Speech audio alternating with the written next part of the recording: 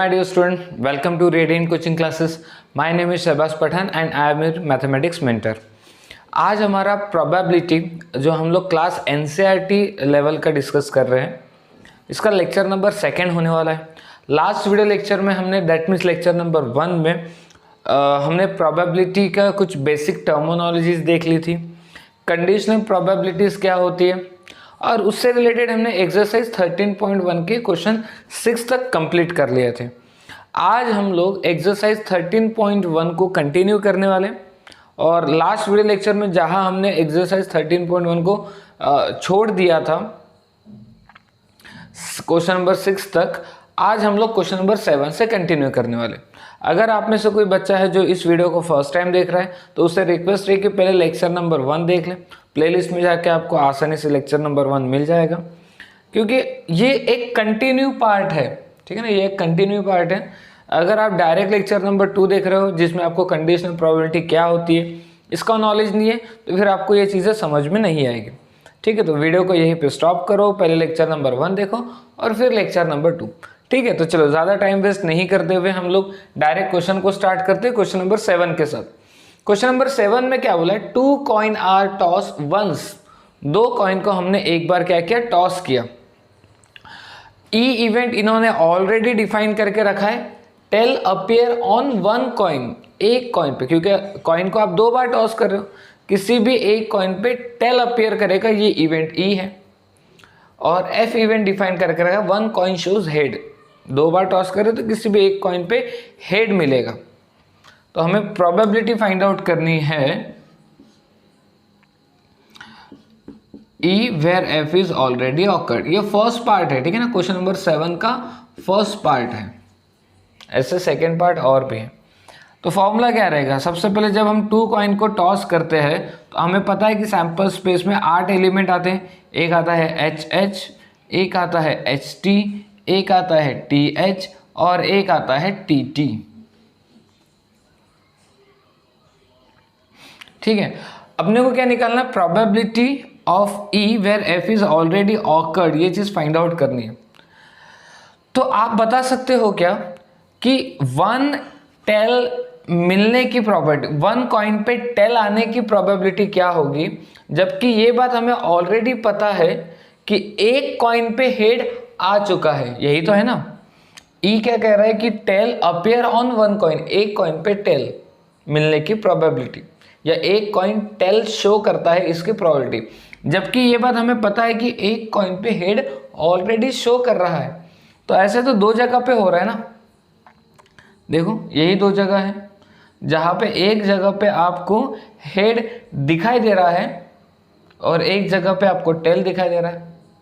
तो आंसर कितना आएगा इसका, 100% आएगा, क्योंकि आपको पता है ऐसे तो 2 ही एलिमेंट, क्योंकि ये जो सैंपल स्पेस है छोटा हो जाएगा ना, छोटा होकर उसमें 2 ही एलिमेंट आएंगे और वो दोनों एलिमेंट में टेल शो दोनों जगहों पे कर रहा है, यानी 100% चांसेस, यानी आंसर कितना आएगा, 1 आएगा. इसको हम थ्योरेटिकली देख भी सकते लगे तो. ई इवेंट क्या डिफाइन किया है हमने, ई इवेंट डिफाइन किया tail appear on 1 coin, on 1 coin. तो ई में कौन से एलिमेंट आएंगे, एच टी टी एच. और एफ क्या बोल रहा है, एफ 1 कॉइन शोज हेड. तो एफ के अंदर क्या क्या आएगा, एफ के अंदर आएगा 1 कॉइन शोज हेड, तो ये आ जाएगा एच टी टी एच. तो एफ की प्रोबेबिलिटी क्या हो जाएगी, प्रोबेबिलिटी ऑफ एफ हो जाएगा आपका 2/4, दैट मीन्स 1/2. 2/4 मतलब दैट मीन्स 1/2. फिर उसके बाद हमें निकालते हैं ई इंटरसेक्शन एफ. ई और एफ का इंटरसेक्शन, वो दोनों के दोनों आ जाएंगे, एच टी भी आएगा और टी एच भी आ जाएगा. तो इसकी प्रोबेबिलिटी क्या होगी, ई इंटरसेक्शन एफ की प्रोबेबिलिटी क्या हो जाएगी, ये भी 2/4, दैट मीन्स 1/2 आ जाएगा. हमें फाइंड आउट करना है probability of E where F is already occurred. इसका फॉर्मूला है probability of E intersection F upon में है प्रोबेबिलिटी ऑफ एफ. तो probability of E intersection F 1/2, ये भी 1/2, तो रिजल्ट कितना आ जाएगा आपका 1 आ जाएगा। तो ये तो ऑब्वियस बात है ना यहाँ पे देखने के बाद कि एक कॉइन पे हेड मिलने की एक कॉइन पे टेल मिलने की प्रोबेबिलिटी निकालना है, जिसमें आपको ऑलरेडी पता है कि दूसरे वाले कॉइन पे हेड शो कर रहा है।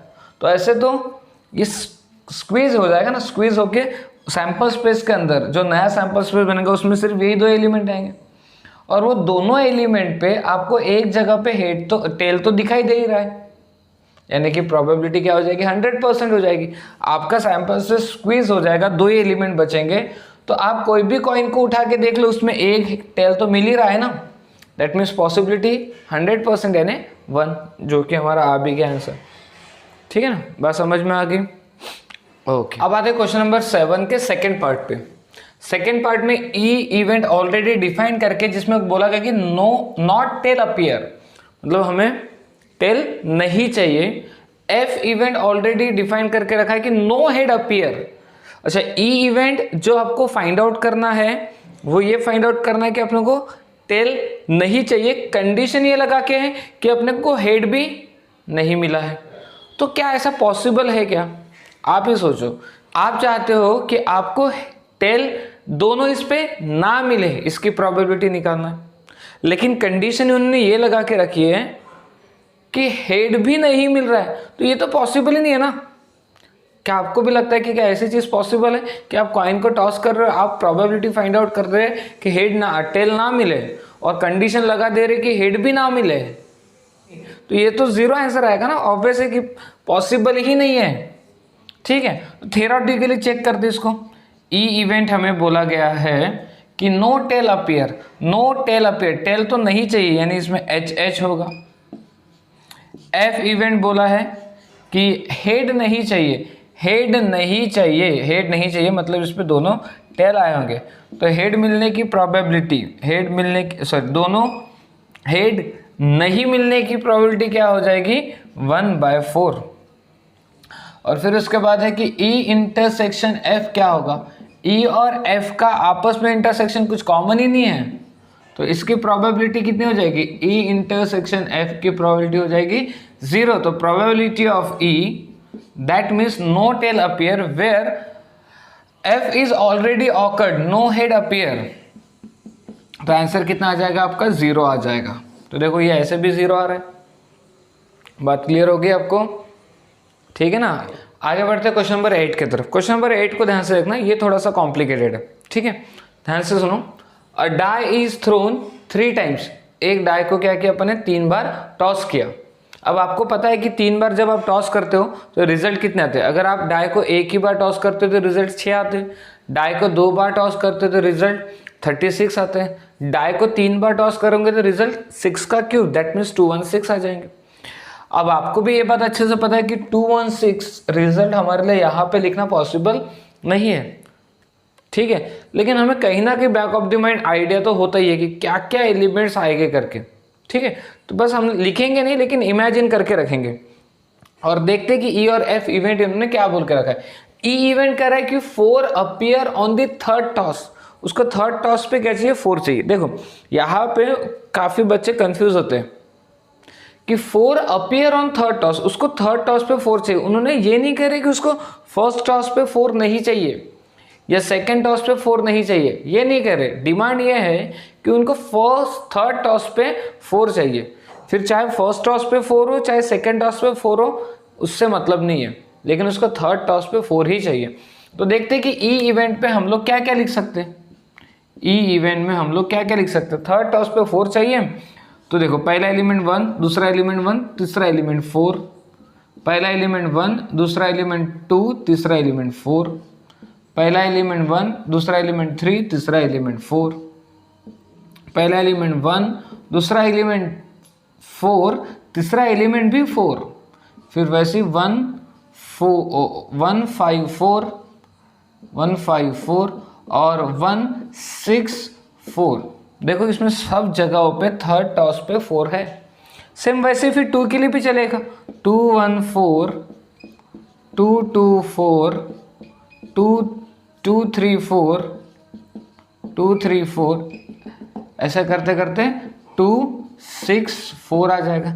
सिमिलरली फिर 3 1 4 से शुरू होके 3 1 4 से शुरू होके 3 6 4, फिर वैसे ही 4 1 4 से शुरू होके 4 1 4 से शुरू होके 4 6 4 आ जाएगा। फिर वैसे ही 5 1 4 से शुरू होके 5 1 4 से शुरू होके 5 5 4 भी आ जाएगा। और 6 1 4 से शुरू होके 6 1 4 से शुरू होके 6 6 4 भी आ जाएगा। तो अगर मैं आपको पूछूं इसमें कितने रिजल्ट आएंगे, तो ऐसे एक रो में कितने रिजल्ट आ रहे 6, ऐसे कितने कॉलम बनेंगे 6 कॉलम, यानी टोटल रिजल्ट आ जाएंगे 36। टोटल रिजल्ट बन जाएंगे 36। उम्मीद करता हूँ आपको बात क्लियर हो गई होगी। देन उसके बाद फिर एफ इवेंट भी देख लेते कि एफ इवेंट क्या चाहता है हमसे। एफ इवेंट चाहता है कि 6 and 5 appear on first 2 toss. पहले 2 टॉस पे 6 और 5 तो चाहिए ही चाहिए उसको, तो 6 5 तो चाहिए ही चाहिए। थर्ड टॉस पे 1 भी आ सकता है, 6 5 2 भी आ सकता है, 6 5 3 भी आ सकता है, 6 5 4 भी आ सकता है, 6 5 5 भी आ सकता है, और 6 5 6 भी आ सकता है। तो इसका मतलब कि अगर मैं f की प्रोबेबिलिटी बोलूं, अच्छा मैं यहाँ पे पहले n ऑफ s लिख लेता हूँ। आपको पता ही है n ऑफ s कितना आएगा, 2 1 6 आ जाएगा करके। Okay, so probability of f कितना आएगा, f के अंदर कितने एलिमेंट आ रहे हैं, 6 एलिमेंट आ रहे हैं। नीचे में n ऑफ s, तो ये आ गया 6 का क्यूब, यानी कि 1/36। देन उसके बाद अगर मैं आपको ये पूछूं कि इंटरसेक्शन क्या होगा, E और F का इंटरसेक्शन क्या होगा, E और F का इंटरसेक्शन, तो E और F का इंटरसेक्शन देखो क्या 6 5 इंटरसेक्शन मतलब क्या, कॉमन। इंटरसेक्शन मतलब क्या, कॉमन। तो इनमें से और इनमें सब में से कौन सा रिजल्ट कॉमन आएगा, वही रिजल्ट कॉमन आएगा जहाँ पे दोनों में थर्ड टॉस पे 4 आएगा। क्योंकि कहीं ना कहीं देखो 6 1 4 6 1 6 2 4 आएगा, 6 2 4, फिर 6 3 4 भी आ जाएगा, फिर 6 4 4 भी आएगा, फिर 6 5 4 भी आ जाएगा। तो ये 6 5 4 और 6 5 4 तो यहाँ पे भी दिखाई दे रहा है। क्या इनमें से कोई और एलिमेंट यहाँ पे लाई कर रहे होंगे क्या, नहीं, क्योंकि यहाँ पे वही एलिमेंट लाई कर रहे हैं जिनके थर्ड टॉस पे 4 है, और यहाँ पे वो एलिमेंट लाई कर रहे हैं जिनके फर्स्ट 2 टॉस पे 6 और 5 है। तो इन दोनों के कॉमन में सिर्फ एक ही एलिमेंट होगा, विच इज 6 5 4, एक ही एलिमेंट आ जाएगा। तो इसकी प्रोबेबिलिटी कितनी हो जाएगी, E इंटरसेक्शन F की प्रोबेबिलिटी हो जाएगी 1/216। तो अपने को प्रोबेबिलिटी फाइंड आउट करनी E where F is already awkward.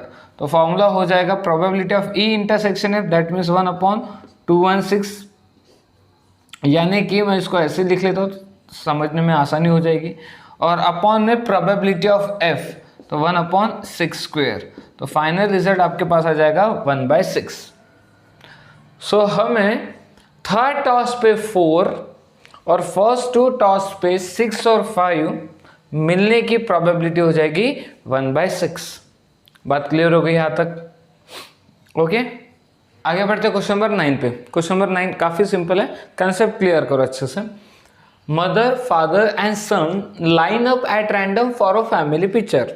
मतलब एक फैमिली पिक्चर अपने को रेडी करनी है, एक फैमिली पिक्चर बनानी है जिसमें मदर फादर और सन लाइन अप कर रहे, मतलब रेडी हो रहे हैं एक फैमिली पिक्चर के लिए। अब आप ये बताओ कि अगर मुझे 3 लोगों को क्या करना है, अरेंज करना है। तो आपने परम्यूटेशन पढ़ा है, अगर आपको 3 पर्सन को अरेंज करना है तो हम लोग 3 फैक्टोरियल से अरेंज करते। 3 पर्सन को अगर अरेंज करना है तो हमारा आंसर होता है 3 फैक्टोरियल। तो 3 फैक्टोरियल दैट मीन्स 6। तो यहाँ पे अगर मैं सैंपल स्पेस की बात करूँ तो मेरा आंसर 6 आना चाहिए, 6 एलिमेंट उसमें आने चाहिए। देखते कैसे, तो पहले मान लो मदर और फिर फादर और फिर सन, ये एक पॉसिबिलिटी। मदर सन या फिर फादर, ये सेकंड पॉसिबिलिटी। फादर मदर या सन, फादर सन मदर, ये एक पॉसिबिलिटी, या सन फादर मदर, या सन मदर फादर। ठीक है, तो ऐसे कितने एलिमेंट आ रहे हैं? 6 एलिमेंट आ रहे हैं। अब ई इवेंट इन्होंने क्या डिफाइन किया है कि सन ऑन वन एंड, सन जो है वो वन एंड पे होना चाहिए। तो सन वन एंड पे कहाँ है? वन एंड का मतलब समझ सकते हैं ना, राइट साइड का भी एंड हो सकता है, लेफ्ट साइड का भी। तो ये एक एलिमेंट तो लाई करेगा इसमें, ठीक है। उसके बाद यहाँ पे भी सन एंड पे है, तो ये भी एक एलिमेंट लाई करेगा। यहाँ पे भी सन एंड पे ही है, तो ये भी एक एलिमेंट लाई करेगा। और यहाँ पे भी सन एंड पे, तो ये भी एक एलिमेंट लाई करेगा। ठीक है, ये हो जाएगा ई। देन उसके बाद एफ इवेंट क्या बोला है? एफ इवेंट बोला है mother father in middle, father middle में होना चाहिए। तो फादर मिडल यहाँ पर है, फादर मिडल यहाँ पे भी है। ठीक है, तो 2 एलिमेंट है। तो अगर मैं एफ की प्रोबेबिलिटी पूछूं, एफ की प्रोबेबिलिटी 2 और ये 6 एलिमेंट 2/6, 2/6 का मतलब 1/3 हो जाएगा। ठीक है, फिर हम लोग निकालते हैं ई और एफ का इंटरसेक्शन, ई और एफ का इंटरसेक्शन, ई और एफ का इंटरसेक्शन, मदर फादर सन, मदर फादर सन, ये दोनों में एक एलिमेंट तो कॉमन आ ही रहा है। ठीक है, उसके बाद सन फादर मदर, सन फादर मदर, ये दूसरा एलिमेंट भी दोनों में कॉमन आएगा। ठीक है, तो इसकी प्रोबेबिलिटी कितनी हो जाएगी? Probability of E intersection F, इसमें 2 एलिमेंट आ रहे हैं 6, 2/6, 2/6 का मतलब 1/3, ये भी 1/3 आ गया। ओके, अब आता है फाइनल आंसर पे। So probability of E where F is already occurred का फॉर्मूला हो जाएगा probability of E intersection F upon में आएगा प्रोबेबिलिटी ऑफ एफ। तो probability of E intersection F कितना मिला? 1/3। प्रोबेबिलिटी ऑफ एफ कितना मिला? ये भी 1/3। तो फाइनल रिजल्ट कितना आएगा? 1। क्या आप ये चीज़ यहाँ से भी समझ सकते थे क्या? ओरली चेक करके देखते। हमको क्या प्रोबेबिलिटी फाइंड आउट करनी है? Son on one end, son one end पे होना चाहिए, और फादर इन मिडल, मतलब फादर ऑलरेडी मिडल में है, ये बात पता है। फादर ऑलरेडी मिडल में है, ये बात पता है, और सन वन एंड पे होना चाहिए। तो ऐसे फादर मिडल में कहाँ पर है? फादर मिडल में यहाँ पर है, फादर मिडल में यहाँ पर है। इन 2 ही जगहों पे फादर मिडल में है, और इन दोनों जगहों पे अगर आप देखोगे तो सन वन एंड पे ही है। सन कहाँ पर है? वन एंड पे ही है, देखो। तो ऑब्वियस है कि प्रोबेबिलिटी क्या हो जाएगी? 100% हो जाएगी। बात समझ में आ गई? तो आंसर 1 आएगा। देखो थ्योरेटिकली भी हमने किया था, आंसर कितना आ गया? 1 ही आ गया। क्या बात क्लियर होगी सबको? ओके, अब आते क्वेश्चन नंबर 10 पे। क्वेश्चन नंबर 10 देखो ध्यान से। उन्होंने क्या बोला? A black and red die are rolled, एक ब्लैक और एक रेड डाई को हमने क्या किया? रोल किया। फर्स्ट पार्ट हमें क्या बोला? Find conditional probability of obtaining a sum greater than 9 given that the black die result in a 5। मतलब क्या बात क्या बोल रहे हैं कि आपको किसकी प्रोबेबिलिटी फाइंड आउट करनी है? सम ग्रेटर देन 9 होना चाहिए, 9 से बड़ा सम मिलने की प्रोबेबिलिटी फाइंड आउट करनी है। अच्छा, ये बात आपको ऑलरेडी पता है कि ब्लैक वाले पे रिजल्ट ऑलरेडी 5 मिल गया है। मतलब आप कौन से डाई को रोल कर रहे हो?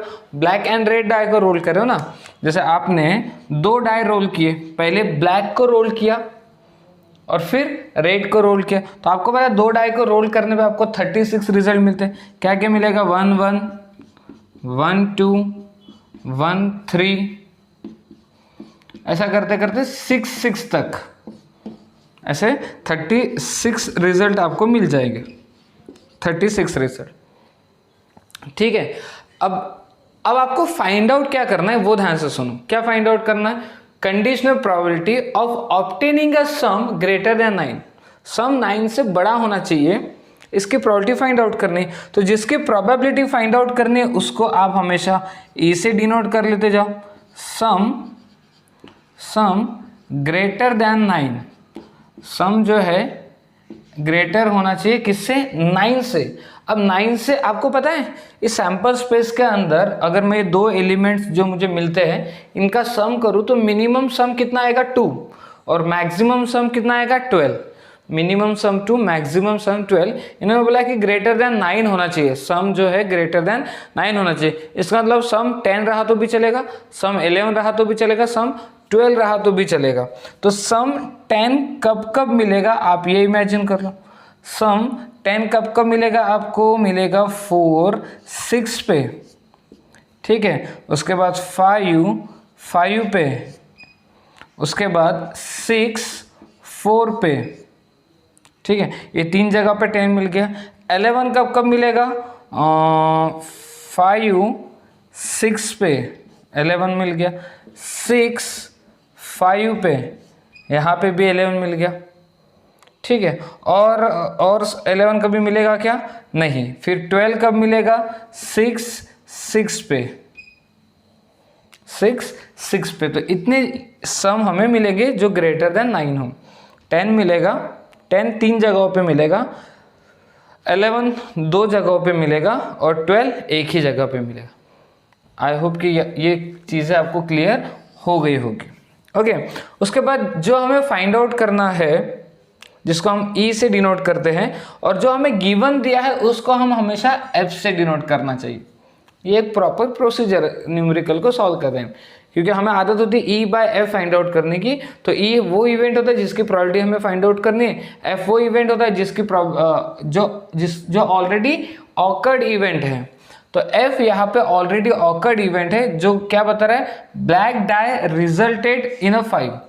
ब्लैक डाई मतलब आप देखो, आप पहले क्या कर रहे हो, ब्लैक डाई को थ्रो कर रहे हो और फिर उसके बाद रेड डाई को थ्रो कर रहे हो। तो ये जो फर्स्ट वाले एलिमेंट है ये किसके एलिमेंट रहेंगे, ब्लैक डाई के, और सेकंड वाले जो एलिमेंट है ये किसके एलिमेंट रहेंगे, रेड डाई के। इन्होंने बोला कि ब्लैक डाई पे 5 ऑलरेडी मिल चुका है, ब्लैक डाई पे 5 ऑलरेडी मिल चुका है। तो 5 के साथ फिर रेड डाई पे 1 मिला होगा, या 5 के साथ रेड डाई पे 2 मिला होगा, 5 के साथ रेड डाई पे 3 मिला होगा, या 5 के साथ 4 मिल गया होगा, या 5 के साथ 5 मिला होगा, या 5 के साथ 6 मिला होगा। ऐसे सारे रिजल्ट अपने को मिले होंगे, ठीक है। तो f की अगर मैं प्रोबेबिलिटी पूछूं तो f की प्रोबेबिलिटी कितने एलिमेंट है, 6 एलिमेंट है। n ऑफ s कितना आ गया था, 36। तो 6/36 दैट मीन्स 1/6। फिर उसके बाद अब तो आसान है, बहुत आसान है, ई इंटरसेक्शन एफ निकालते हैं। ई और एफ का इंटरसेक्शन देखते हैं। ई और एफ का इंटरसेक्शन में 5 एक कॉमन एलिमेंट रहेगा, 5 एक कॉमन एलिमेंट हो जाएगा। और कोई पहले वाले पे 5 एक ही जगह पे मिल रहा है, ये भी यहाँ पे मिल रहा है, 5 6 और एक कॉमन एलिमेंट आ जाएगा, ठीक है। तो ऐसे 2 एलिमेंट कॉमन आ जाएंगे। तो इसकी प्रोबेबिलिटी क्या हो जाएगी, probability of E intersection F की प्रोबेबिलिटी क्या होगी, ये हो जाएगा 2/36। 2/36।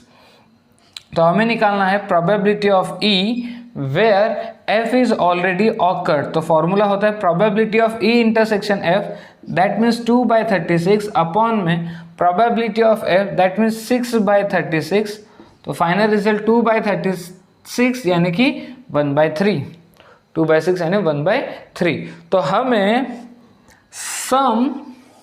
हमें सम 9 से ग्रेटर मिलने की प्रोबेबिलिटी, जिसमें ये बात ऑलरेडी पता है कि फर्स्ट डाई पे दैट मीन्स ब्लैक वाले डाई पे 5 मिलके है, ये सिर्फ प्रोबेबिलिटी 1/3 ही हो जाएगी, ठीक है। बात क्लियर होगी यहाँ तक, ओके। अब आते हैं क्वेश्चन नंबर 10 के सेकेंड पार्ट पे।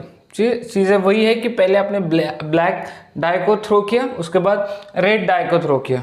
तो ऑब्वियसली कि आपको पता ही है कि नंबर ऑफ सैंपल स्पेस कितने आएंगे, 36, ठीक है। अब देखते हैं कि इस बार कंडीशन क्या थी। इस बार बोला गया find conditional probability of obtaining the sum 8। तो अपन पहले जिसकी प्रोबेबिलिटी फाइंड आउट करनी है वो देख लेते हैं कि उन्होंने बोला कि अपने को 8 सम मिलने की प्रोबेबिलिटी। लास्ट क्वेश्चन में सम 9 से बड़ा होना चाहिए था, बट इस क्वेश्चन के अंदर सम 8 होना चाहिए। तो सम 8 हमें कब कब मिलेगा, सम 8 हमें कब कब मिलेगा, एक तो 3 5 पे 2 6 पे भी मिलेगा, 2 6 पे सम 8 आ जाएगा, 3 5 पे सम 8 आ जाएगा, 4 4 पे सम 8 आ जाएगा, 5 3 पे सम 8 आ जाएगा और 6 2 पे भी सम 8 आ जाएगा। ठीक है। अच्छा, हमें पता क्या है, जो पता होता है, जो गिवन होता है, उसको हम लोग एफ से डिनोट करेंगे, एफ इवेंट से। तो इन्होंने बोला है given that the red die result in a number less than 4। Red die मतलब सेकंड वाले डाई पे जो नंबर मिलेगा 4 से कम होना चाहिए, क्योंकि अब पहली बार ब्लैक, तो ये जो एलिमेंट है, फर्स्ट एलिमेंट ये ब्लैक डाई के एलिमेंट है और सेकंड वाले एलिमेंट ये रेड डाई के एलिमेंट है। तो वो कह रहे हैं कि जो सेकंड वाले एलिमेंट है वो 4 से कम होना चाहिए। तो 4 से कम होना चाहिए मतलब 1 2 होगा, 1 या 1 1 भी हो सकता है, 1 1 1 2 1 3। अब 1 4 नहीं लेंगे क्योंकि 4 से कम होना चाहिए बोलते हैं, तो फिर 2 1 भी हो सकता है, 2 2 भी हो सकता है, 2 3 भी हो सकता है। उसके बाद 3 1 भी हो सकता है, 3 2 भी हो सकता है, 3 3 भी हो सकता है,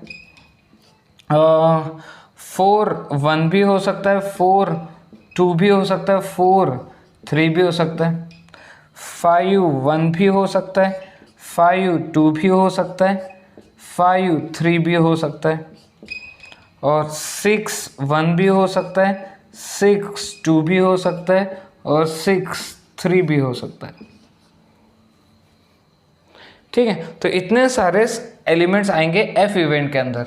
तो प्रोबेबिलिटी क्या हो जाएगी, एफ इवेंट की प्रोबेबिलिटी कितने एलिमेंट आ रही है, 6 ये हो गए, 12 18 18 divided by N of S 36, तो इसका रिजल्ट आ गया 1/2। उसके बाद हम लोग निकालेंगे ई और एफ का इंटरसेक्शन। ई और एफ के इंटरसेक्शन में हमें एक 5 3 दिखाई देगा, 5 3 दिखाई देगा, 6 2 दिखाई देगा। बाकी 3 इसलिए नहीं दिखाई देंगे क्योंकि सेकेंड एलिमेंट पे 4 से बड़े वाले नंबर आ रहे हैं। ठीक है, तो 6 2 भी दिखाई देगा, तो 2 एलिमेंट दिखाई दे रहे हैं। तो इनकी प्रोबेबिलिटी क्या हो जाएगी, probability of E intersection F, ये हो जाएगा 2 एलिमेंट है तो 2/36, 2/36। तो फाइनल में हमें निकालना है probability of E given that event F. तो फॉर्मूला क्या होता है, probability of E intersection F that means 2/36 divided by probability of F that means 18/36। तो रिजल्ट कितना आएगा, 2/18। 2/18 का मतलब ये हो जाएगा 1/9। So probability of E where F is already occurred का ये रिजल्ट आ जाएगा 1/9। ठीक है, तो काफ़ी सिंपल था ये भी। कंसेप्ट अगर आपके क्लियर है कि क्वेश्चन की डिमांड क्या है, ठीक है, तो आपको क्वेश्चन आसानी से बन जाएंगे। क्वेश्चन को अच्छे से पढ़ो, अच्छे से समझने की कोशिश करो। काफ़ी सिंपल एक्सरसाइज है, बहुत ही आसानी से सॉल्व हो जाएगी। और इस टॉपिक पे अगर एक बोर्ड एग्जाम में क्वेश्चन आ गया तो आपको सॉल्व करते ही आना चाहिए, ठीक है, क्योंकि बहुत ही सिंपल टॉपिक है ये। ओके, ठीक है। अब आ रहे क्वेश्चन नंबर 11 पे। क्वेश्चन नंबर 11 काफ़ी सिंपल दिया हुआ है। उन्होंने बोला a fair die is rolled, एक फेयर डाई को रोल किया और कुछ इवेंट उन्होंने दे दिए। ये इवेंट उन्होंने अपने तरफ से दिए कि इवेंट ई के अंदर 1 3 5, इवेंट एफ के अंदर 2 3, इवेंट जी के अंदर 2 3 4 5। और फर्स्ट इसमें हमें 2 फाइंड आउट करना है, सेकेंड इसमें भी 2 और थर्ड इसमें भी 2। तो शुरुआत करते हैं फर्स्ट वाले से।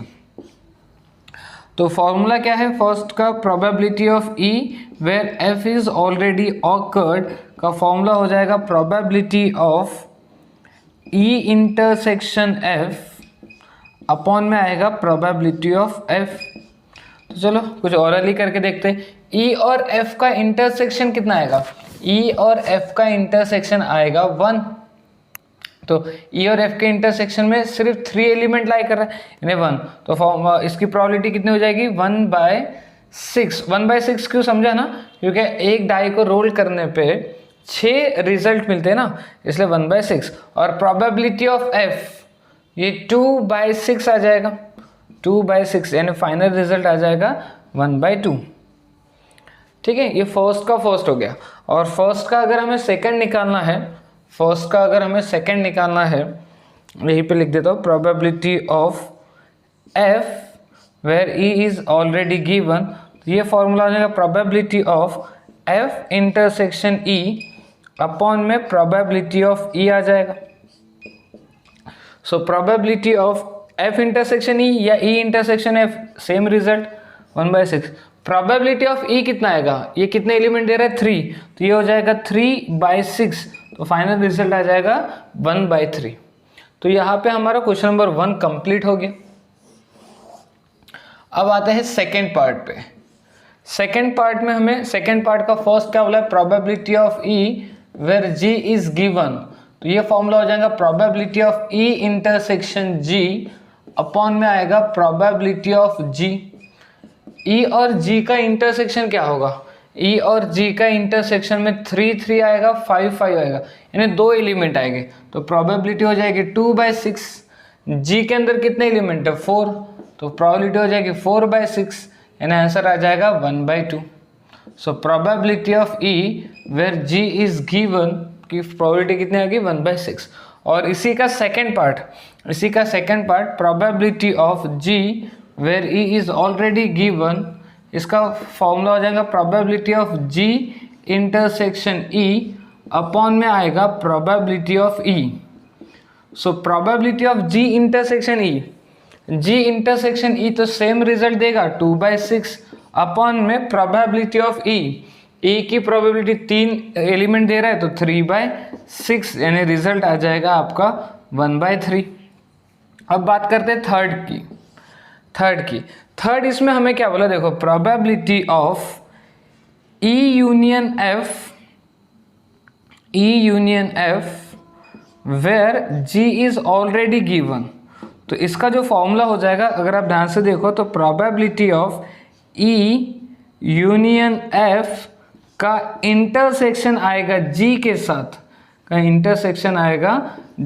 साथ, और अपॉन में आ जाएगा probability of G. Okay, so probability of E union F और फिर जी के साथ इंटरसेक्शन देखते हैं। ई और एफ का यूनियन करने पे 1 3 5 2 3 है, तो ई और एफ का यूनियन करने पे 1 2 3 5 आ जाएगा, और फिर उसका इंटरसेक्शन जी के साथ, तो 1 तो कॉमन नहीं है, 3 दोनों में कॉमन है, 4 भी नहीं है, 5 कॉमन है, तो इसमें फाइनल कितने एलिमेंट आएंगे, 2 एलिमेंट आएंगे। कौन से, एक आएगा 3 और एक आ जाएगा आपका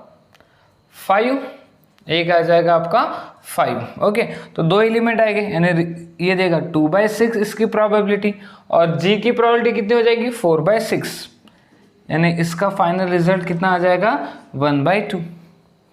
बात क्लियर हो गई? ओके, और इसी का सेकेंड पार्ट मैं यहाँ पे लिख देता हूँ। ये फर्स्ट हो गया। सेकेंड इसमें हमें पूछा गया है कि probability of E intersection G का where G is already occurred. तो आई थिंक फॉर्मूला आप सबको याद हो गया होगा कि क्या बनेगा, ई इंटरसेक्शन जी, फिर उसका जी के साथ इंटरसेक्शन आएगा, और अपॉन में आ जाएगा प्रोबेबिलिटी ऑफ जी। ठीक है, तो देखिए फाइनल रिजल्ट कितना आएगा। ई और जी का इंटरसेक्शन देखो, ई और जी का इंटरसेक्शन यानी कि कॉमन 3 आ जाएगा और 5 आ जाएगा, और फिर जो भी रिजल्ट आएगा उसका फिर से जी के साथ इंटरसेक्शन 3 5, यानी कितने एलिमेंट आएंगे, 2 एलिमेंट आ जाएंगे। मेरे पास स्पेस नहीं है तो मैं यहाँ पे इसका लिख लेता हूँ, इसकी जो 2/6 रिजल्ट आएगा, और नीचे में जी की प्रोबेबिलिटी कितनी आ जाएगी 4/6, तो इसका रिजल्ट भी कितना आ गया 1/2। ठीक है, तो इस तरीके से सॉल्व करना था, काफ़ी सिंपल क्वेश्चन था। आप ट्राई करो, आप खुद से प्रैक्टिस करोगे तो आपको चीज़ें क्लियर हो जाएगी, क्योंकि सिर्फ मैं सॉल्व करा के दूंगा तो ऐसा नहीं है कि सिर्फ वीडियोस देख लो तो काम खत्म हो जाएगा, ऐसा बिल्कुल नहीं। जब तक आप क्वेश्चन को खुद से ट्राई नहीं करोगे ना, ऐसा नहीं हो सकता कि आप बिना सॉल्व किए, खुद से सॉल्व किए आप उस चैप्टर को मास्टरी कर लोगे। वीडियोस देखने के बाद अब आपको बस नॉलेज मिलेगा, लेकिन मैथमेटिक्स आपको पता है, जब तक आप प्रैक्टिस नहीं करोगे आप उस चैप्टर में ऐसा नहीं बोल सकते कि अब ये मेरा चैप्टर स्ट्रांग हो गया। इसलिए आप लोगों से रिक्वेस्ट है कि वीडियोस को तो देखो, साथ ही साथ प्रैक्टिस भी खुद से करो। ओके, आगे बढ़ते क्वेश्चन नंबर 12 की तरफ। क्वेश्चन नंबर 12 में क्या बोला, assume that each born child equally like to be a boy और अ गर्ल। मतलब मान लो कि कोई एक फैमिली है जिसमें एक न्यू चाइल्ड बॉर्न बेबी आने वाला है। उन्होंने क्या बोला है कि बॉय होने या फिर गर्ल आने की प्रोबेबिलिटी इक्वल है, इसलिए assume that each born child equally like to be boy और गर्ल। ठीक है, if a family has 2 children, एक फैमिली जिसको 2 चिल्ड्रन है, what is the conditional probability that both are girl, अपने को निकालना है कि दोनों के दोनों गर्ल होने की प्रोबेबिलिटी। बट कंडीशन क्या है, गिवन क्या दिया है, पहले इसमें दी यंगेस्ट इज अ गर्ल। मतलब देखो आपको एक सिंपल तरीके से समझाता हूँ कि एक मान लो एक फैमिली है जिसमें एक न्यूबॉर्न बेबी आने वाला है। अब उन्होंने क्या बोला कि चाहे लड़का हो चाहे लड़की हो, दोनों होने की प्रोबेबिलिटी सेम है, कोई भी हो सकता है, यानी कि दोनों की प्रोबेबिलिटी इक्वल है। अब हमें पूछा गया है कि उस फैमिली के अंदर 2 चाइल्ड हैं, उस फैमिली के अंदर 2 चाइल्ड है, वो ये बोलना चाहता है कि आप दोनों चाइल्ड गर्ल है इसकी प्रोबेबिलिटी निकालो।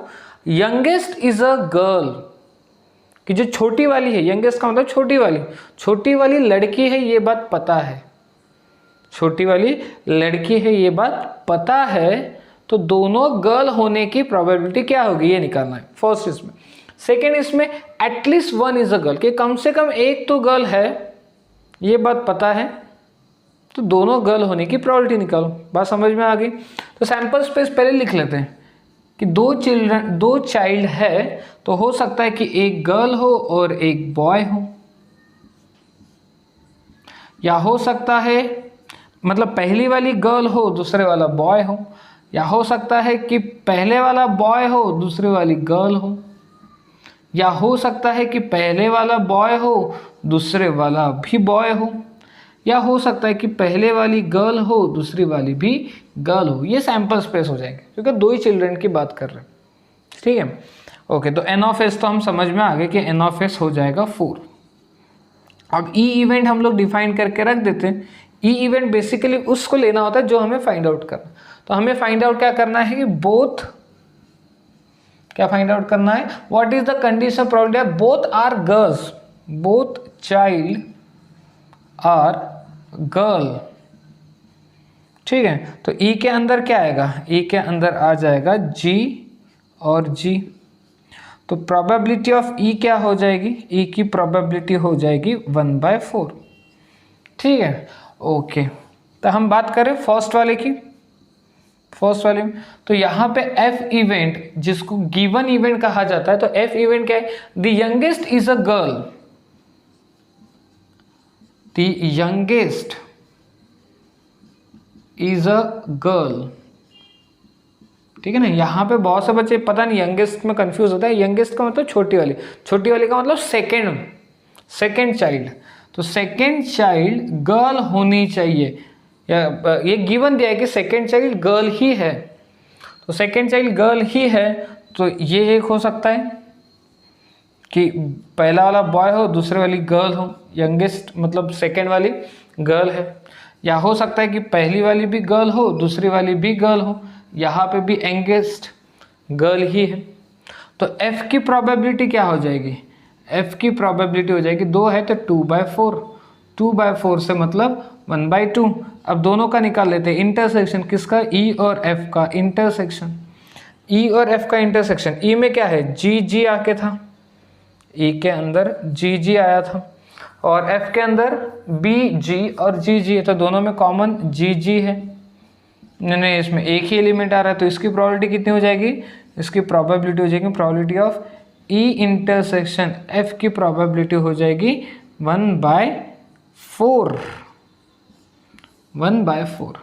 अब हमें जो फाइंड आउट करना है कि हमें फाइंड आउट करना है probability of E where F is already given.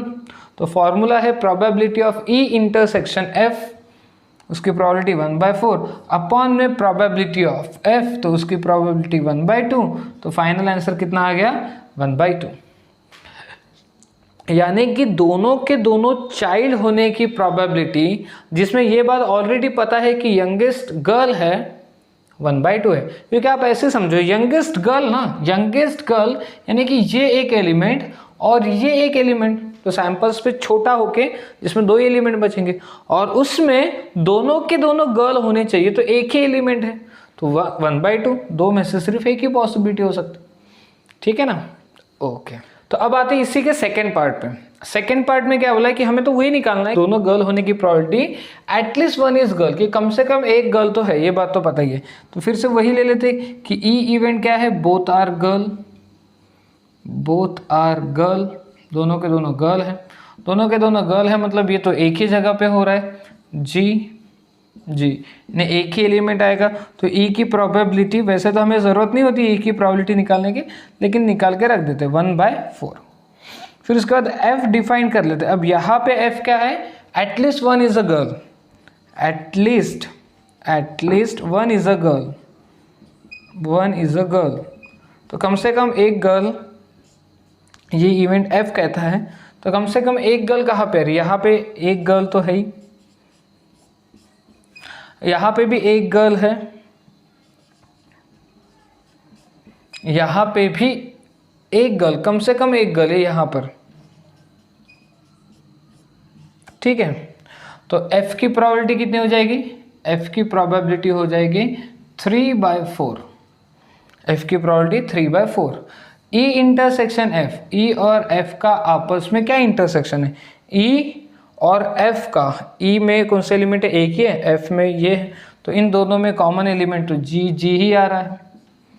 तो इसकी प्रोबेबिलिटी क्या हो जाएगी, probability of e intersection f, इसकी प्रोबेबिलिटी हो जाएगी 1/4, ठीक है। और फाइनली जो हमें प्रोबेबिलिटी निकालना है, probability of e where f is already given, तो इसका फॉर्मूला होता है probability of e intersection f upon में आ जाएगा प्रोबेबिलिटी ऑफ f। तो probability of e intersection f, e intersection f की probability 1/4 divided by probability of f, इसकी प्रोबेबिलिटी 3/4, तो फाइनल रिजल्ट कितना आ जाएगा 1/3, ठीक है। ये तो आप ऐसे भी देख सकते हो कि at least one is a girl, कम से कम एक गर्ल होनी चाहिए, तो यहाँ पे भी एक गर्ल है, यहाँ पे भी एक गर्ल है, और यहाँ पे तो दो गर्ल है, तो तीन, यानी मतलब सैंपल स्पेस हमारे क्वेश्चन के लिए स्क्वीज होके तीन ही एलिमेंट देगा, और उसमें से बोथ आर गर्ल, तो एक ही है, आंसर कितना आएगा 1/3, ये की 1/3। ये थियोरेटिकल वे हो गया, लेकिन अगर आप ओरली भी सॉल्व कर सकते हो तो ये इस तरीके से आप लोगों ने करना चाहिए। उम्मीद करता हूँ आपको क्वेश्चन अच्छे से समझ में आ गया होगा, और जिस तरीके से मैंने इसका सॉल्यूशन आपको एक्सप्लेन किया है ये भी आपको क्लियर हो गया होगा, ठीक है। अब आते हैं क्वेश्चन नंबर 13 पे। क्वेश्चन नंबर 13 काफ़ी लंबा चौड़ा क्वेश्चन है, तो मैंने आपको एक सिंपल से बॉक्स फॉर्मेट में उसको लिख के रखा है। क्या करें, N instructor has question bank consisting, एक इंस्ट्रक्टर है जिसके पास 300 ट्रू फॉल्स इजी क्वेश्चन है, ये यहाँ पे जो लिखा है उसी को मैंने एक बॉक्स के फॉर्मेट में लिख के रखा है, और 200 डिफिकल्ट क्वेश्चन है, 200 डिफिकल्ट ट्रू फॉल्स क्वेश्चन है। ट्रू फॉल्स क्वेश्चन इजी वाले 300 है, ट्रू फॉल्स क्वेश्चन डिफिकल्ट वाले 200 है, तो टोटल ट्रू फॉल्स क्वेश्चन हो जाएंगे 500। उसके बाद उसके for 500 easy multiple choice question है, 500 इजी मल्टीपल चॉइस क्वेश्चन है, 400 डिफिकल्ट मल्टीपल चॉइस क्वेश्चन है, तो टोटल मल्टीपल चॉइस क्वेश्चन हो जाएंगे 900। टोटल इजी क्वेश्चन हो जाएंगे 800, टोटल डिफिकल्ट क्वेश्चन हो जाएंगे 600, और टोटल नंबर ऑफ क्वेश्चन हो जाएंगे 1400। तो यहाँ पे मैं बोल सकता हूँ कि n ऑफ s जो है ये आ जाएगा 1400। अब जैसे कि हमें पता है कि जो हमें फाइंड आउट करना है उसको हम लोग e दिखाते हैं, और जो गिवन दिया उसको हम f से दिखाते हैं। तो हमें क्या बोला गया है, what is the probability that it will be an easy question. तो मैं बोल देता हूँ कि e एक रिप्रेजेंट कर रहा है इजी क्वेश्चन, e क्या रिप्रेजेंट कर रहा है इजी क्वेश्चन। तो इजी क्वेश्चन होने की प्रोबेबिलिटी क्या हो जाएगी, इजी क्वेश्चन, तो टोटल इजी क्वेश्चन कितने, टोटल इजी क्वेश्चन है 800, टोटल इजी क्वेश्चन है 800 अपॉन 1400, तो ये हो जाएगा 8/14, 8/14 का मतलब 4/7, तो ये हो जाएगी इजी क्वेश्चन मिलने की प्रोबेबिलिटी। उसके बाद फिर हम लोग जो गिवन दिया उसको f के नाम से डिनोट करते हैं। तो यहाँ पे गिवन क्या दिया है, given that it is a multiple choice question, तो f हम बोल देंगे multiple choice question, multiple choice question, multiple choice question, इसको f से डिनोट कर दिया। तो प्रोबेबिलिटी ऑफ f क्या हो जाएगी, मल्टीपल चॉइस क्वेश्चन, तो टोटल मल्टीपल चॉइस क्वेश्चन कितने हमारे पास 900 है, टोटल मल्टीपल चॉइस क्वेश्चन 900, तो ये हो जाएगा 900 अपॉन में 1400, तो ये हो जाएगा 9/14, कितना 9/14। और उसके बाद फिर हम लोग निकालते हैं e इंटरसेक्शन f, ई इंटरसेक्शन एफ का मतलब easy multiple choice question, easy and multiple choice question, easy and multiple choice question. ये है 500, ये टोटल कितने हैं 500, ठीक है। तो ये हो जाएगा 500। तो इसकी प्रोबेबिलिटी क्या हो जाएगी, probability of easy and multiple choice question, तो ये हो जाएगा 500 अपॉन 1400, तो ये हो जाएगा 5/14, 5/14। बस फिर एट द एंड हमें निकालना है प्रोबेबिलिटी ऑफ ई, मतलब इसी क्वेश्चन की, गिवन दैट वो एक मल्टीपल चॉइस क्वेश्चन है, मतलब जो क्वेश्चन आप सिलेक्ट कर रहे हो वो एक क्वेश्चन इजी होना चाहिए लेकिन होना चाहिए मल्टीपल चॉइस क्वेश्चन, ये कंडीशन है अपने सामने। तो आंसर हो जाएगा, फॉर्मूला हो जाएगा probability of E intersection F upon में प्रोबेबिलिटी ऑफ एफ। तो प्रोबेबिलिटी ऑफ ई इंटरसेक्शन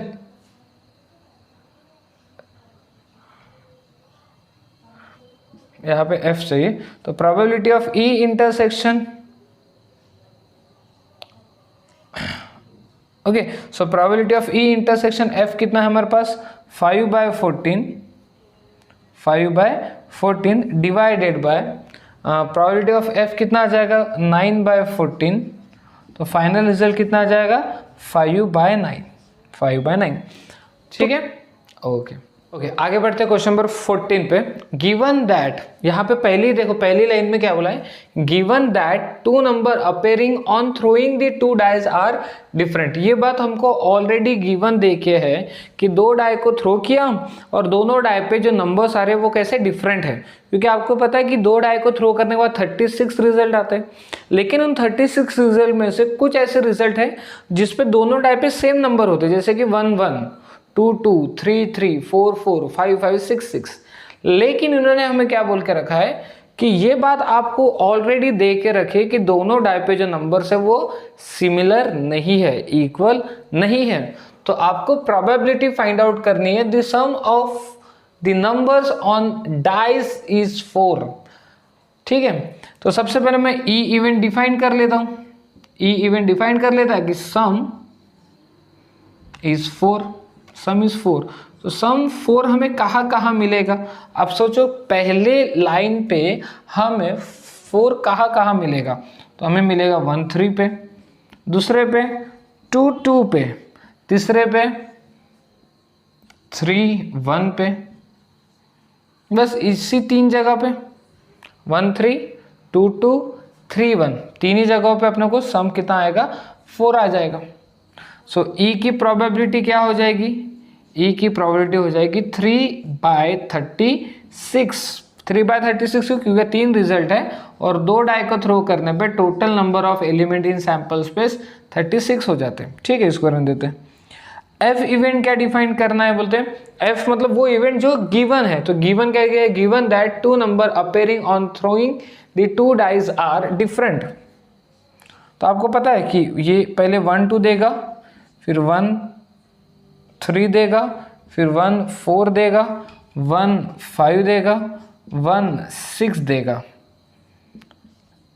ऐसे 5 रिजल्ट फर्स्ट रो से आएंगे, वैसे 5 रिजल्ट सेकंड रो से, जैसे कि 2 1 2 3 देगा फिर, ठीक है ना, 5 रिजल्ट यहाँ से आ जाएंगे, फिर वैसे 5 रिजल्ट, क्योंकि हर एक रो में एक ऐसा टर्म आएगी जिसमें नंबर ऑफ एलिमेंट सेम होंगे, तो ऐसे यहाँ पे भी 5 रिजल्ट आ जाएंगे और वैसे ही यहाँ पे भी 5 रिजल्ट आ जाएंगे। तो फर्स्ट रो में 5, सेकेंड रो में 5, थर्ड रो में 5, फोर्थ रो में 5, फिफ्थ रो में 5 और वैसे सिक्स्थ रो में भी 5 ऐसे रिजल्ट आ जाएंगे। तो अगर मैं ये पूछूं कि एफ के अंदर टोटल नंबर ऑफ एलिमेंट कितने आएंगे, तो फर्स्ट रो में 5 है, ऐसे 5 कॉलम है, तो 5 5 6 30, तो टोटल एलिमेंट्स एफ इवेंट के अंदर 30 आ जाएंगे। तो इसकी प्रोबेबिलिटी क्या हो जाएगी, ये हो जाएगी 30/36, 30/36। अब देखते हैं कि इनका इंटरसेक्शन ई और एफ का इंटरसेक्शन, ई और एफ का इंटरसेक्शन क्या क्या है, 1 3 आएगा ही, हाँ बिल्कुल आ जाएगा, 1 3 आ जाएगा, 2 2 नहीं आएगा क्योंकि इसमें सेम एलिमेंट वाले तो कोई भी नहीं आएंगे, 2 2 नहीं आएंगे, 3 1 ये भी आ जाएगा, 3 1 ठीक है, तो इसकी प्रोबेबिलिटी क्या हो जाएगी, probability of E intersection F हो जाएगा 2/36, 2/36। अब आता है फाइनल इसमें कि हमें ई इवेंट यानी कि सम 4 मिलने की प्रोबेबिलिटी निकालनी है जिसमें एफ ऑलरेडी हो चुका है।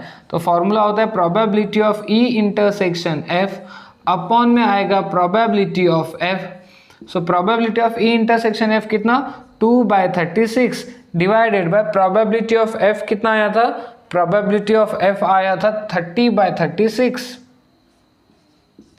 तो final result 36 cancel, 2/13 that means 1/15। So probability of E where F is given का फाइनल रिजल्ट आ जाएगा 1/15। ठीक है, ओके। तो आई होप कि आपको सबको चीज़ें अच्छे से समझ में आ रही होगी, अच्छे से समझो। अगर कोई पार्ट नहीं समझा तो फिर से वीडियो को रिवाइंड करके फिर से एक बार समझो। लेकिन इन सब के साथ साथ ये सारे एग्जाम्पल को आपने खुद से ट्राई करना चाहिए, क्योंकि प्रोबेबिलिटी के अंदर जब तक आप एग्जाम्पल खुद से ट्राई नहीं करोगे, वीडियोस देखने के बाद तो ये आपको बहुत आसान लगेंगे, लेकिन जब तक खुद से सॉल्व नहीं करोगे तब तक आपके कंसेप्ट पूरी तरीके से क्लियर नहीं होंगे। जब आप खुद से सॉल्व करोगे ना, तब आपको पता चलेगा कि सॉल्व करते टाइम आप कहीं तो भी लटक रहे हो या कोई तो भी चीज़ है जो आपको समझ में नहीं आई। ठीक है ना, और उसके बाद लगे तो फिर से वापस वीडियो देख लेना। ठीक है, ओके। आगे बढ़ते हैं क्वेश्चन नंबर 16 पे। क्वेश्चन नंबर 16 में क्या बोला है, consider the experiment of throwing a die. अपन एक क्या कर रहे हैं, एक डाई को थ्रो कर रहे हैं, ये एक्सपेरिमेंट कंसीडर करना है। If a multiple of 3 comes off, throw the die again. मतलब अगर आपने डाई को पहली बार थ्रो किया और मल्टीपल ऑफ 3 मिले, मल्टीपल ऑफ 3 यानी कि या तो 3 मिल गया या तो फिर 6 मिल गया, तो डाई को फिर से एक बार थ्रो करना है। ठीक है, and if any other number comes up, toss a coin. और अगर 3 या 6 के अलावा कोई और नंबर मिला तो अपने को कॉइन को टॉस करना है। ठीक है ना, ये एक्सपेरिमेंट अपने find the conditional probability of the event. अपने को किसकी प्रोबेबिलिटी फाइंड आउट करनी वो देखो। तो coin shows a tail, coin ने टेल शो किया, इसकी प्रोबेबिलिटी फाइंड आउट करनी है। Given that at least 1 die shows as 3। और ये बात हमें पता है कि जो डाई है उसने कम से कम एक 3 तो शो किया ही किया है, ये हमें बोला गया। समझ रहे हो बात को। तो ओवरऑल अब समझो कंडीशन क्या दी है, ओवरऑल क्वेश्चन का क्या मतलब है ये समझो कि आपके पास एक डाई है और आपके पास एक कॉइन है। आपने पहले तो डाई को फेंका, देखा अगर 3 या 6 आया, मतलब 3 का मल्टीपल बोला है यहाँ पे, इसे 3 या 6 ही आ सकता है। तो 3 या 6 आ गया तो आपको डाई को फिर से एक बार थ्रो करना है। लेकिन 3 या 6 के अलावा कोई और नंबर आया तो फिर अपने को कॉइन को थ्रो करना है। हमें पूछा गया है, हमें फाइंड आउट करना है the coin shows a tail, coin shows a tail, इसकी प्रोबेबिलिटी फाइंड आउट करनी है। गिवन दिया है एटलीस्ट 1 डाई शोज एज 3, कि डाई पे कम से कम एक 3 तो होगा इसका। ठीक है, तो सबसे पहले सोचते हैं कि सैंपल स्पेस क्या बनेगा। यहाँ पे सैंपल स्पेस सोचना बहुत इंपॉर्टेंट है। तो सबसे पहला काम आप क्या करते हो, डाई को थ्रो करते हो। तो डाई को थ्रो किया तो आप 1 मिलेगा। अब 1 मिला तो आपको कॉइन को थ्रो करना है, तो फिर 1 के साथ आपको टेल मिल सकता है, या फिर 1 के साथ आपको हेड मिल सकता है, या तो आपको 2 भी मिल सकता है। 2 रहा तो फिर से कॉइन को थ्रो करना है, तो कॉइन के साथ आपको टेल मिल सकता है या कॉइन के साथ आपको हेड मिल सकता है। ठीक है, या तो फिर आपको 3 भी मिल सकता है, लेकिन 3 मिलने पे आपको डाई को फिर फेंकना है। तो डाई को फिर फेंकोगे तो आपको डाई के साथ 1, 3 के साथ 2, 3 के साथ 3, 3 के साथ 4, 3 के साथ 5 और 3 के साथ 6, ये पॉसिबल रिजल्ट मिल सकता है। या हो सकता है आपको 4 मिल जाए, तो 4 मिलने पे आपको कॉइन को थ्रो करना, तो कॉइन के साथ हेड या फिर टेल भी मिल सकता है। या हो सकता है आपको 5 मिल जाए डाई पे, तो 5 मिलने पे कॉइन को टॉस करना है, तो टेल मिल सकता है 5 के साथ या फिर हेड मिल सकता है। या तो हो सकता है आपको 6 मिले, लेकिन 6 या 3 का मल्टीपल है, तो कॉइन डाई को फिर थ्रो करना है, तो हो सकता है अगली बार 1 मिल जाए, या हो सकता है 2 मिल जाए, या हो सकता है 3 मिल जाए, या हो सकता है 6 के साथ 4 या 6 के साथ 5 या 6 के साथ 6 मिल जाए, तो ये सारे एलिमेंट्स अपने को सैंपल स्पेस में दिखाई देंगे। तो यहाँ से अगर हम n ऑफ s देखने जाए तो n ऑफ s कितना आएगा 4, 8, 12, 16, 20, तो n ऑफ s आ गया 20। ठीक है, अब ई इवेंट हम लोग डिफाइन करते हैं, जो हमें फाइंड आउट करना है उससे हम लोग ई इवेंट लेते हैं। तो हमें फाइंड आउट क्या करना है, find the conditional probability of the event the coin shows a tail. एक टेल कहाँ पे शो कर रहा है वो देखो, एक टेल यहाँ पे है 1t पे, और टेल यहाँ पे भी है 2t पे, और टेल यहाँ पे भी है 4t पे, 5t पे, एंड सो एंड इस तरीके से आपको एलिमेंट्स मिलेगी ई इवेंट के अंदर, क्योंकि ई इवेंट हमें बोला है तो coin shows a tail, coin ने टेल शो किया इसके बारे में। तो एफ इवेंट के बारे में बात करते हैं। एफ इवेंट क्या है, एफ इवेंट मतलब जो गिवन दिया है, गिवन क्या है, एटलीस्ट 1 डाई शोज एज 3, कि कम से कम एक डाई पे 3 शो कर रहा है, ये बताना है अपने को। तो 3 कहाँ पे आ रहा है, देखो यहाँ पे 3 आ गया, एक 3 आ गया, यहाँ पे भी एक बार 3 आके, यहाँ पे 2 बार 3 आके चलेगा। एटलीस्ट 1 डाई शोज एज 3 बोला है, कम से कम एक डाई पे, तो 2 डाई पे रहा तो भी चलेगा, 3 4 भी चल जाएगा, 3 5 भी चलेगा, 3 6 भी चल जाएगा। ठीक है, उसके बाद फिर ये यहाँ पे एक 3 दिखाई दे रहा है अपने को, 6 3, और कहीं 3 दिखाई दे रहा है क्या, नहीं। तो देखते हैं कि f की प्रोबेबिलिटी क्या हो जाएगी। सो f के अंदर कितने एलिमेंट मिले, 1 2 3 4 5 6 7, 7 बाय n ऑफ s कितना 20, तो ये आ गई f की प्रोबेबिलिटी। ठीक है, चलो f की प्रोबेबिलिटी आ गई। e इंटरसेक्शन f देख लेते हैं, e और f का इंटरसेक्शन देख लेते हैं। 1t इसमें नहीं है, 2t भी नहीं है, 4t भी नहीं है, 5t भी नहीं है। ठीक है, ओके, सो ई और एफ का इंटरसेक्शन तो कुछ भी नहीं आ रहा है, यानी कि एम्प्टी सेट आ रहा है, तो इसकी प्रोबेबिलिटी क्या हो जाएगी, probability of E intersection F हो जाएगा 0। ठीक है, अब हमें क्या फाइंड आउट करना है, हमें फाइंड आउट करना है probability of event E where F is already occurred या एफ इज ऑलरेडी गिवन। तो फॉर्मूला है probability of E intersection F upon में आ जाता है probability of F. So probability of E intersection F कितना है 0 अपॉन में प्रोबेबिलिटी ऑफ एफ कितना है 7/20, तो फाइनल रिजल्ट कितना आ जाएगा आपका 0, फाइनल रिजल्ट आ जाएगा 0। ठीक है, प्रोबेबिलिटी 0 आ जाएगी। 0 क्यों आई ना, ये भी आप ऐसे भी सोच सकते थे कि उन्होंने क्या बोला है, the coin shows a tail. Tail देखो, आपको टेल कब मिलेगा या कॉइन आप कब थ्रो कर रहे हो कि जब आपको 3 या 6 ये नंबर ना मिले। लेकिन उन्होंने कंडीशन रख के थी कि हमको कम से कम एक बार डाई पे तो 3 मिलना ही चाहिए, क्योंकि अगर आपको डाई पे 3 मिला तो आप तो डाई को फिर से फेंकोगे ना, तो कॉइन तो फेंकने की जरूरत ही नहीं गिरेगी, तो टेल या हेड का तो बात ही नहीं आती है। इसलिए ये ऐसे भी समझ सकता था कि अपना रिजल्ट कितना आने वाला है, 0 आने वाला है। बात क्लियर होगी सबको?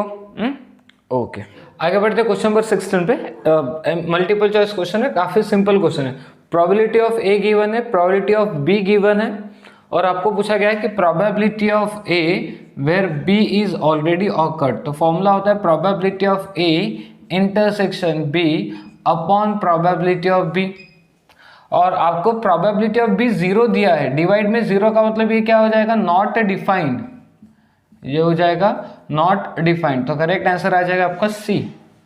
ठीक है, देन उसका क्वेश्चन नंबर 17 देखो। क्वेश्चन नंबर 17 में क्या बोला है, A and B event such that probability of A where B is given is equals to probability of B where A is given.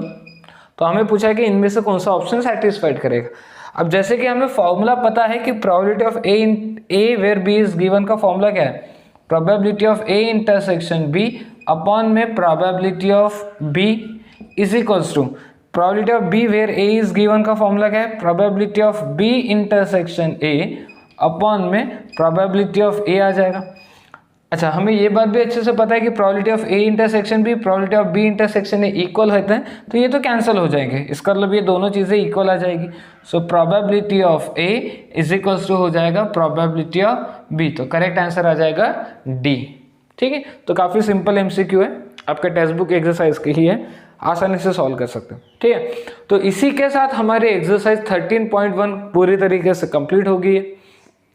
ये लेक्चर नंबर 2 है। लेक्चर नंबर 1 में I think हमने question number 6 तक complete कर लिए थे, और आज के वीडियो में हमने क्वेश्चन नंबर 7 से कंटिन्यू किया है। ठीक है, उम्मीद करता हूँ आप सबको वीडियोस पसंद आएगा। ठीक है, जो जिस वे से मैंने सॉल्यूशंस आपको एक्सप्लेन कर दिया है, उस वे से आपको सॉल्यूशन आसानी से समझ में आ जाएगी। ठीक है, वीडियो पसंद आएगा तो वीडियो को लास्ट वीडियोस देखने के बाद में अपने फ्रेंड्स के साथ फॉरवर्ड कर देना। चैनल अगर सब्सक्राइब नहीं किया तो चैनल को सब्सक्राइब कर देना। ठीक है, नेक्स्ट वीडियो लेक्चर में हम लोग आगे के टॉपिक को कंटिन्यू करेंगे, उससे रिलेटेड एक्सरसाइज सॉल्व करेंगे। तो आप हर एक वीडियोस को बहुत सीरियसली और बहुत अच्छे तरीके से देखो, और आप खुद से इसको सॉल्व करके रखो। तो आज हम लोग यहीं पे स्टॉप हो जाते हैं।